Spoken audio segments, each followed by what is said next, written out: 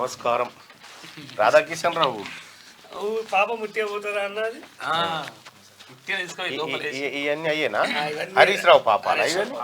ఈ ఏడైతే గింత పార్కింగ్ లో లేట్ గా చూపించాలి కదా ఇది ఉన్నాయి జస్ట్ ఇట్లా చూపించండి.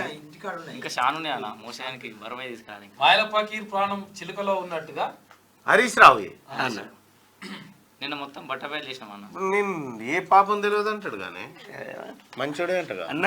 నిన్న రంగనాయక సాగర్ తీయడానికి చాలా కష్టపడ్డాం, సైలెంట్ గా చేసినాం. దాన్ని అంటే ఏంటంటే ఎంట్రీగా దొరికితే కొండలాగే బాపతి మమ్మల్ని ఎక్కడ ఆగం చేస్తాడేమో అని పిన్ టు పిన్ ఇప్పుడు హరీష్ రావుకి సవాల్ ఇస్తున్నామన్న. సుప్రీంకోర్టు కాదు, ఎక్కడికంటే అక్కడికి ఒకవేళ రంగనాయక సాగర్లో నువ్వు కబ్జా పెట్టలేదంటే మేము దేనికంటే దానికి ఒప్పుకుంటాం. బహిర్గతంగా చెప్తున్నాం. ఈ కొంతమంది అంటారు కదా మా అన్న మీద దుమ్ము చల్లుతారు, మాకేం పని లేదు, అన్నలేదు గిన్నలేదు, అన్న పని అయిపోయింది. అన్న హరీష్ రావు పెద్ద చీటర్ అని నేను ఎప్పుడో చెప్పిన. అందరు మంత్రుల కంటే పెద్ద చీటర్ అని చెప్పిన. నేను ఆధారాలతో సహా ప్లే చేస్తుంటే కేబుల్ కడియేపించిన ఆడ సిద్దిపేట చుట్టుపక్కల మొత్తం మెయింటెనెన్స్ పేరుతోటి టీవీ రాకుండా అయ్యేదేముంది అంటున్నా. వీడియోలు కట్ చేసేసి సోషల్ మీడియాలో గాలి విడిస్తే కడుపు నిడుతుందా? తింటేనే నిడుతుంది. అది ఎట్లా పోవన్నా అట్లా పోతుంది. ఇప్పుడు గాంధీ తాత బొమ్మకు సప్లై వదిలేస్తే ఎవరు చూడు, దాని మీద బట్ట కప్పితేనే అందరు చూస్తారు.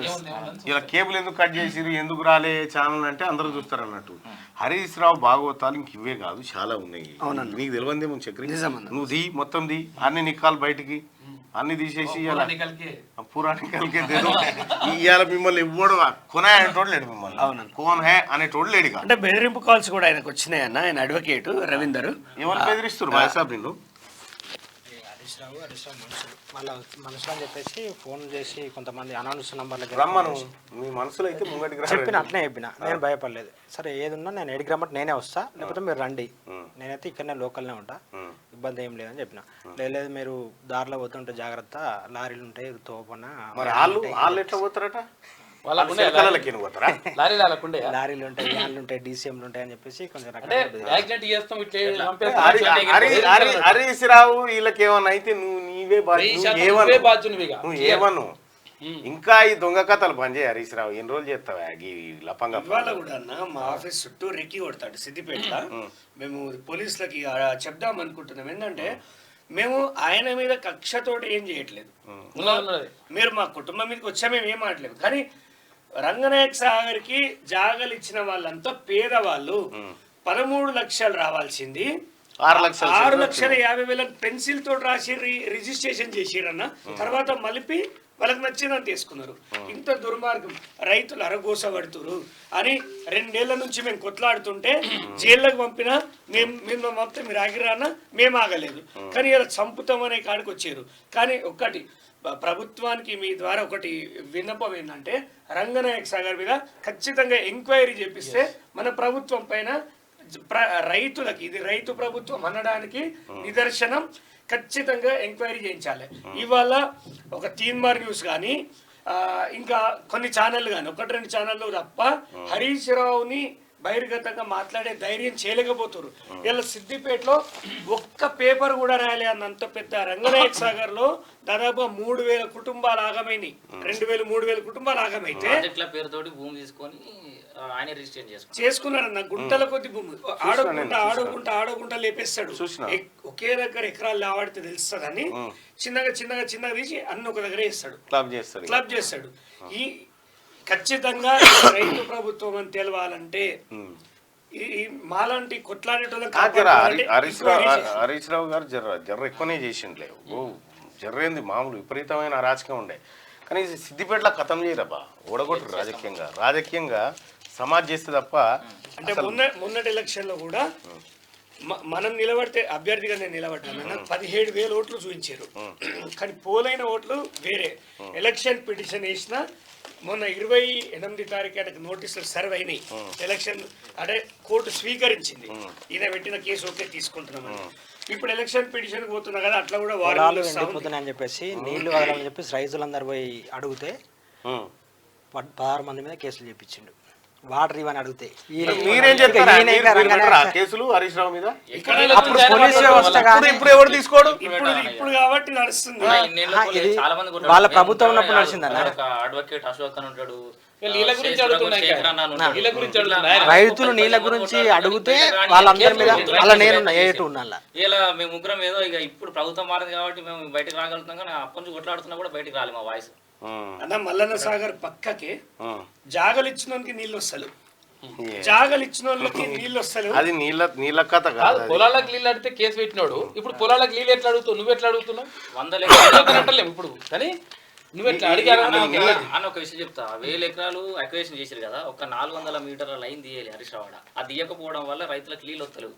ఇలా పోయి అడిగితే ఏమంటున్నాడు నాన్న, మీరు కూడా రారు డేట్ చెప్పి ధర్నా చేద్దాం మీరు నేను కలిసి అంటే సర్కాస్టిక్ గా మాట్లాడుతున్నారు. 4-5 ఏళ్ళకు ఆయనకు శాత కాలే, కానీ ఇప్పుడు ధర్నా చేద్దాం రారంటున్నారు. చూడిగా ఫస్ట్ ఆయన ఇంట్లోకి గుంజుకొచ్చి ఆ రంగనాయక్ సార్ కట్ట మీద కూర్చుండబెట్టి అప్పుడు అడుగులే సిద్దిపేట జనం అంతా. మా పిల్లలు ఏడ చదువుతారు స్కూల్ అని ఎంక్వైరీ చేపిస్తాను. నా పిల్లలు పిల్లలు ఎక్కడ ఎంపీ తోటి ఫోన్ చేసి అంటే ఇండైరెక్ట్ వేరిస్తుండు.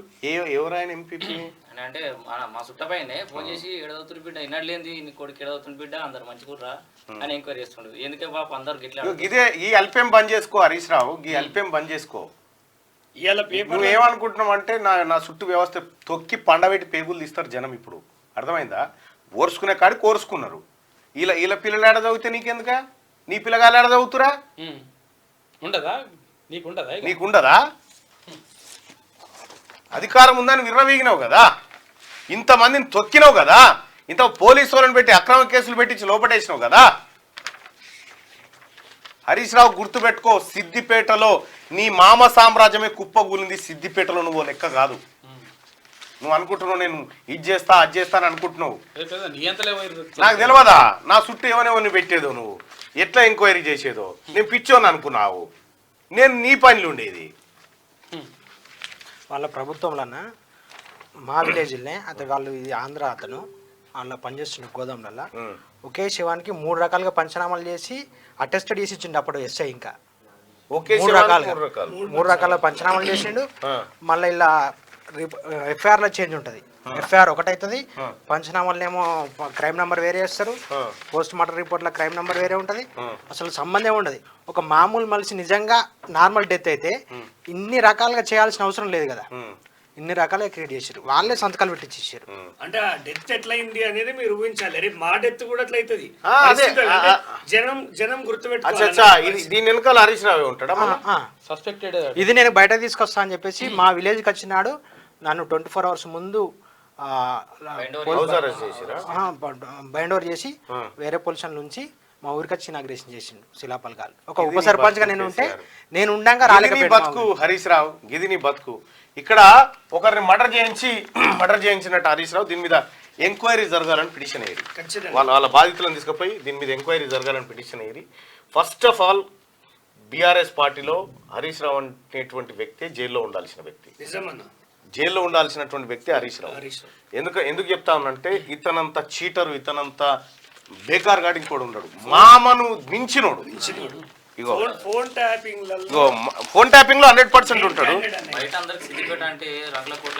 ఏం కాదు, పెద్ద అరాచకం. ఇగో ఈ మర్డర్ కేసులో హరీష్ రావు పైన ఆరోపణలు చేస్తా ఉన్నారు. ఉప సర్పంచ్ ఉన్నప్పుడు మ్యారేజ్ అయింది. మ్యారేజ్ అయితే నేను ఎక్కడ చట్టబద్ధంగా వాళ్ళకి దొరుకుతలేని వాళ్ళని ప్రశ్నిస్తున్న వాళ్ళని అని చెప్పేసి బయటకు వస్తాయని చెప్పేసి 3 పోలీస్ స్టేషన్ల ఎస్ఐలు 38 కానిస్టేబుల్ రాత్రి 11 గంటలకి. ఇలా నేను పెళ్ళి అయితే రేపు నైట్ మా కుటుంబం మీద దాడి చేసి తలుపులు వలగొట్టి మరీ ఎత్తుకపోయిన సందర్భం. ఏం బతుకు హరీష్ రావు నీది? నీ అరాచకం ఇంత కాదు, ఇంకా చాలా ఉంది నీ అరాచకం. రాసుకోవడం ఎవరు లేడని నేను చిన్న యూట్యూబ్ ఛానల్ పెట్టుకుని వార్త చేసినా. తలుపులు వలగొట్టి ఇవన్నీ కేసులు పెట్టుకుంటే వీడియో ఉండదన్న. వద్దులే తర్వాత అన్న ఇది అయిపోయిన తర్వాత వీళ్ళ ముగ్గురిని కూర్చోబెట్టి ఓకే చిక్రి నేను ఇప్పుడు మీ తరఫున ఒకటైతే చెప్పండి.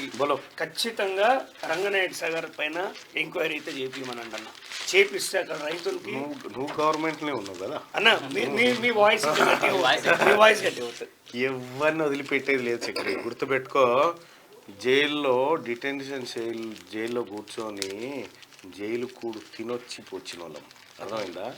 మనకు జైలు కొత్త కాదు, బెయిల్ కొత్త కాదు, నీకే కొత్త హరీష్ రావు, గుర్తుపెట్టుకో. ఓకే, జైల్లో జైల్లో ఉండే కొంతమంది పోలీసులు కూడా ఇప్పుడు పోయిన వాళ్ళకి అంటే రాచమర్యాదలు చేసే పరిస్థితి, రాచమర్యాదలు బంద్ చేయి. ఇప్పుడున్న మర్యాదలు లేవు, గిర్యాదలు లేవు. ఇప్పుడున్న పాత గతంలో సూపరింటెండెంట్లను చూసిన పేర్లు చెప్ప ఎందుకు గానీ నాకు డైరెక్ట్ చెప్పిండు, నిన్ను హరీష్ రావు టార్చర్ పెట్టమన్నాడు కానీ నాకు నిన్ను చూస్తే పెట్టబుద్దయట్లేదు అని ఒక వ్యక్తి చెప్పిండు. అంటే మేము హరీష్ రావు మనుషులమని ఇండైరెక్ట్ గా వాళ్ళు క్లెయిమ్ చేసుకున్నారు. సో ఇప్పుడు వెళ్ళే హరీష్ రావు అనేటువంటి దొంగ పక్కా అరెస్ట్ కావాల్సిందే. నేను దయచేసి మీకు రిక్వెస్ట్ చేస్తున్నా, మిమ్మల్ని ఇంటికి కూడా బీకలేడేవాడు. ఈ రాష్ట్రము, ఈ ప్రభుత్వం మీకు అండగా నిలబడుతుంది, ప్రజల తరఫున నిలబడే వాళ్ళకి అండగా నిలబడుతుంది. ఎక్కడెక్కడ ఏం అరాచకాలు చేసినో Harish Rao Q news welcome చేస్తూ ఉంది. రండి హరీష్ రావు బాధితులారా, ఎవరెవరు ఉన్నారో రండి, ఈ లెక్క తేల్చండి. ఈ ఈ ఈ ఈ రాబోతున్నటువంటి ఎంపీ ఎన్నికల్లో సిద్దిపేటలో హరీష్ రావును రాజకీయంగా ఖతం చేసే బాధ్యత నీదే. అక్కడ ఉన్నటువంటి అన్న స్థానిక సమస్యలన్నిటి మీద అయితే పేపర్ లెవెల్ రాష్ట్రాన్ని నేను యుధిష్ఠిర వార్త అని మన యూట్యూబ్ ఛానల్, అక్కడ లోకల్ వార్తలన్నీ తీసుకు సేకరిస్తే ఈయన మీద 4 కేసులు చెప్పించిండు. ఎస్సీ అట్రాసిటీ చేసి అండర్ గ్రౌండ్కి వెళ్ళిపోయాడు. అంటే ఫస్ట్ ఆయన ఏం చేస్తాడంటే కుటుంబంలో ఫస్ట్ మహిళలతోటి ఇబ్బంది పెడతాడు, మహిళలతోటి మానసికంగా గురి చేస్తాడు కుటుంబాన్ని, తర్వాత ఆర్థికంగా దొక్కేస్తాడు, ఆర్థికంగా దొక్కేసినాక ఇక అతను బజార్ని వేసేస్తాడు. ఇక వాడికి ఎదగదు, రాజకీయంగా లీడర్ కాదు, ఇక నువ్వు వాడికి మొత్తం రోడ్డు మీద పిచ్చోడు ఆ రకంగా చేస్తాడు. ఎగ్జాంపుల్ నేనే, మీరు చూసిర్రు, మీరు ఎప్పుడే చెప్పారు ఆడితో పెట్టుకోవద్దు, ఎంత నక్కజిత్తులో మీరు చెప్పారు నాకు 1 year బ్యాక్. నేను ఎప్పుడో చెప్పిన. అయితే ఏం చేస్తాడంటే నేను మార్నింగ్ న్యూస్లో లేననుకో, ఎక్కడున్నో కనుక్కుంటాను, ఫోన్ చేయిస్తాడు అన్నట్టు. అవతలోడు రికార్డ్ చేస్తుంటాడు, అది నాకు తెలుసు. నేనేం చేస్తా అంటే నేను అది చెప్పకుండా అవతలోడు ఏడున్నాడు ఏం చేస్తుండో కనుక్కొని నేను రాంగ్ చెప్తుంటే వానికి ఎప్పుడు అవతలోనికి ఎప్పుడు కూడా నేను, ఎందుకంటే ఆ ఫోను హరీష్ రావు ఫోనే అది, అంటే ఆయన తరఫున వచ్చినటువంటి ఫోన్ అనేది నాకు ఎరక, అది నాకు అర్థమైతేనే ఉంటుంది. నేను ఎప్పటికప్పుడు వాళ్ళని అబ్జర్వ్ చేసి వాళ్ళు ఏం చేస్తున్నారు అనేది పసిగడతా అన్నట్టు. మీకు లేట్ అయింది, నేనేం ముందుగా పసిగట్టిన. పోయిన 4-5 ఏళ్ళ నుంచి ఫోన్ మాట్లాడడానికి భయమేనా? వాట్సాప్ కాల్ లేకపోతే డైరెక్ట్ కాల్స్ తప్పితే డైరెక్ట్ ఫోన్ మాట్లాడుకునే స్టేషన్ లేకుండే. సిద్దిపేట కొంత ఊపిరి పీల్చుకోవాలి. ఇప్పుడు ఓకే ఉందన్న, కొంత ఆయన కాలంలో కొంతమంది కృతజ్ఞతలు, అంటే దొంగకు కూడా కృతజ్ఞత చూపించే బ్యాచ్ అవుట్ ఉంటుంది.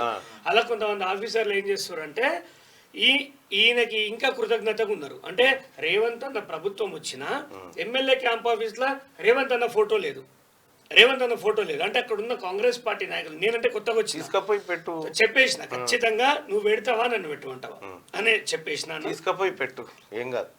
సిద్దిపేట ప్రజలు కూడా ఆలోచించాలి. ఒకటి ఏంటంటే ఆయన తీయగా నవ్వగానే మన కడుపులు నిండాయి.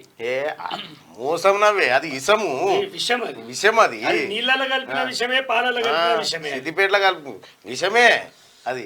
అందుకోసమే సిద్దిపేట విముక్తి కావాలి చెట్టు. మీరు కొద్దిసేపు కూర్చోండి, మీతో స్పెషల్ ఇంటర్వ్యూ ఉంది.